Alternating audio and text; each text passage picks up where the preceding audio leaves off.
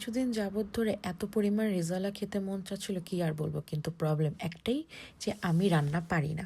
আজকে যখন বাজার করতে গেলাম হঠাৎ করে এই রাঁধুনি রেজালা মশলার উপরে চোখ পড়লো, অ্যান্ড দেন সাথে সাথে এটা কিনে ফেলি এবং বাসায় এসেই রান্না বসাই দিই।